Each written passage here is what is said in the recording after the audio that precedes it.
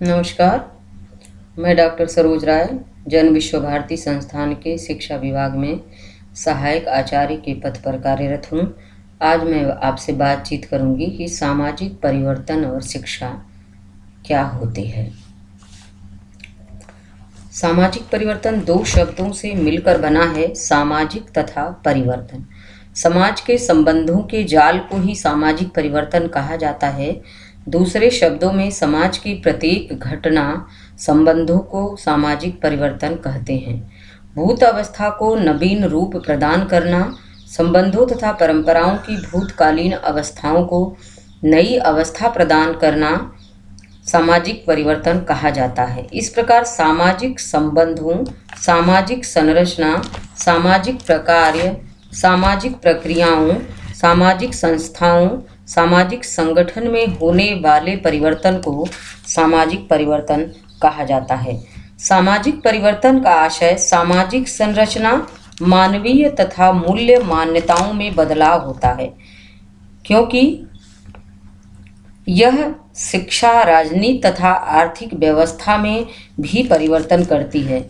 जैसे विदेशी संस्कृति से बिना सोचे समझे मनुष्य मुग्ध होकर उसको अपना लेता है। इस प्रकार से इसकी वस्तु स्थिति यह होती है कि मानव का जीवन सदैव एक सा नहीं रहता, अपितु उसके विचारों, आदर्शों, मूल्यों में किसी न किसी प्रकार का परिवर्तन होना आवश्यक है, क्योंकि मानव की एक इकाई से बने हुए समाज में भी परिवर्तन होना आवश्यक होता है। दूसरे शब्दों में, जिस प्रकार मनुष्य गतिशील है, ठीक उसी प्रकार से मनुष्य द्वारा निर्मित समाज भी गतिशील होता है। यह भी हो सकता है कि किसी समाज में परिवर्तन बहुत तेजी से होता हो और किसी समाज में परिवर्तन बहुत धीरे से होता हो, लेकिन यह परिवर्तन संसार का निर्विवाद सत्य है, क्योंकि संसार का कोई भी प्राणी बिना परिवर्तन की लपेटे से दूर नहीं रह सकता। यदि हम भारतीय समाज पर एक दृष्टि डालें तो हम इस निष्कर्ष पर आते हैं कि संसार का हर व्यक्ति कहीं न कहीं परिवर्तन करता रहता है प्रतिदिन। इसीलिए जो भी समाज में नई क्रांति हुई है, चाहे औद्योगिक क्रांति हो, सामाजिक क्रांति हो, सांस्कृतिक क्रांति हो, वह इन समस्याओं को सुलझाने के लिए अनेक नए साधनों का उपयोग होता रहता है। इन्हीं क्रांतिकारी स्वाभाविक परिवर्तनों को हम सामाजिक परिवर्तन कह सकते हैं, क्योंकि सामाजिक परिवर्तन बहुत बड़ी संख्या में व्यक्ति एक साथ कार्य कर रहे हों या अपने पूर्वजों के द्वारा किए गए अन्य कार्यों में संशोधन कर रहे हों, उसे भी सामाजिक परिवर्तन कहा जा सकता है। सामाजिक परिवर्तन को दो भागों में विभाजित किया जा सकता है: स्थायी समाज, आदिम समाज, गत्यात्मक समाज, आधुनिक समाज। क्योंकि परिवर्तन प्रत्येक समाज में होता है, यह प्रकृति का निश्चित नियम है। दुख के पीछे सुख, सुख के पीछे दुख आता है। यह चक्र की भांति चलता रहता है। परिवर्तन किसी भी दिशा में हो सकता है, जैसे जन्म और मृत्यु का चक्र चलता रहता है।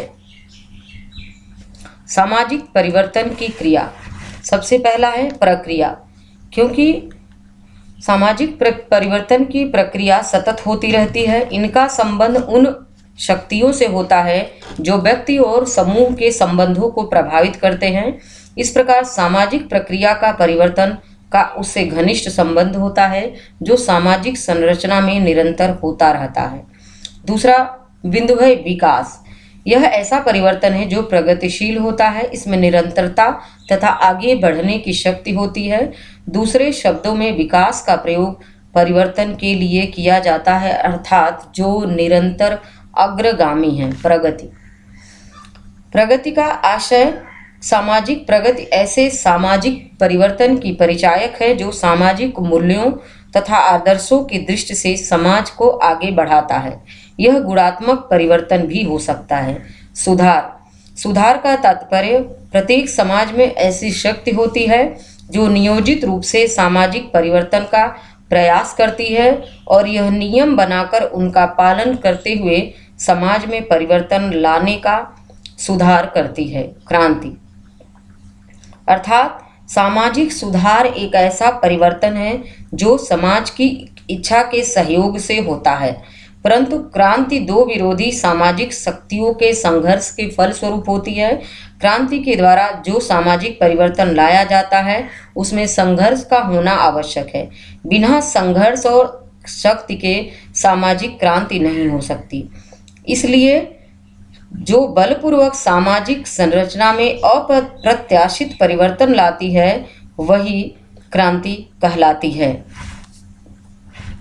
मान हैरी जॉनसन ने 5 प्रकार के परिवर्तनों को माना है। उन्होंने माना है कि सामाजिक मूल्यों में परिवर्तन होता है, क्योंकि किसी भी देश काल परिस्थिति में मूल्य परिवर्तनशील होते हैं, मूल्य स्थायी नहीं होते हैं। उन मूल्यों को हम संस्थागत भी परिवर्तन कर सकते हैं कि क्योंकि कोई एक संस्था के लिए कोई मूल्य माननीय होते हैं और कोई दूसरी संस्था के लिए कोई मूल्य माननीय होते हैं।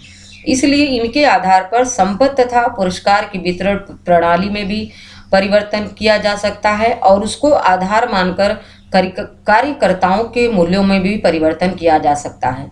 और 5वां बिंदु है कार्यकर्ताओं की योग्यताओं तथा अभिवृत्तियों में, कि उनकी योग्यता के आधार पर अभिवृत्ति मतलब सकारात्मक दृष्टिकोण या नकारात्मक दृष्टिकोण, उनमें परिवर्तन किया जा सकता है। गर्थ व मिल्स ने सामाजिक परिवर्तन की प्रक्रिया को इस प्रकार से प्रस्तुत किया है। उन्होंने कहा है कि जब व्यक्ति के अनुभवों में परिवर्तन होता है तो उनके विचारों में भी परिवर्तन होता है, क्योंकि मनोवैज्ञानिकों ने कहा है कि जो कुछ भी अनुभव द्वारा हम सीखते हैं वह स्थायी होता है। तो उनके अनुभवों से विचारों में परिवर्तन आता है और विचारों से अंतःक्रिया में परिवर्तन आता है, जो हम समाज के बीच, लोगों के बीच, परिवार के बीच रहकर जो अंतःक्रिया करते हैं, और उन अंतःक्रिया के आधार पर हमारे सामाजिक संबंधों में परिवर्तन होता है।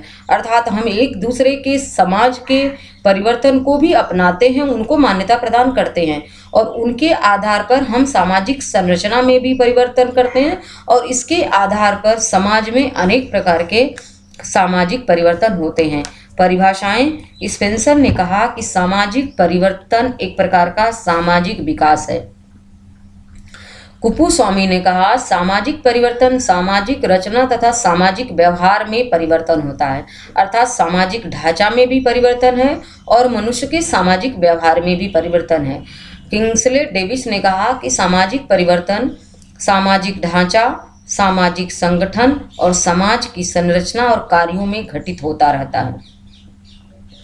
गिन्सबर्ग ने कहा कि सामाजिक परिवर्तन से तात्पर्य सामाजिक ढांचा में परिवर्तन होना माना जाता है, अर्थात समाज के आकार, विभिन्न अंगों के बीच संतुलन अथवा समाज के संगठन में होने वाले परिवर्तन से हो।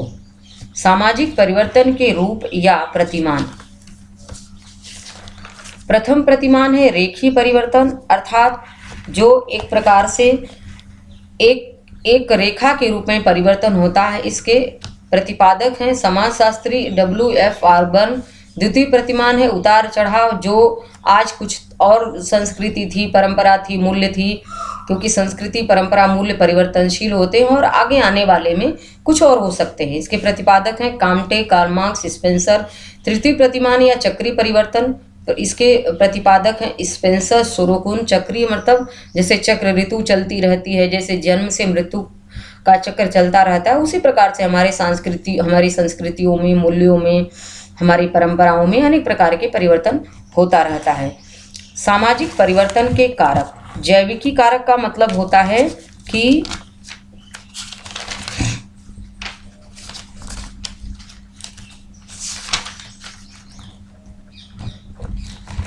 जैविकी कारक, प्रौद्योगिकी कारक, संख्यात्मक कारक, सांस्कृतिक कारक, आर्थिक कारक, मनोवैज्ञानिक कारक, औद्योगिक तथा आधुनिक कारण।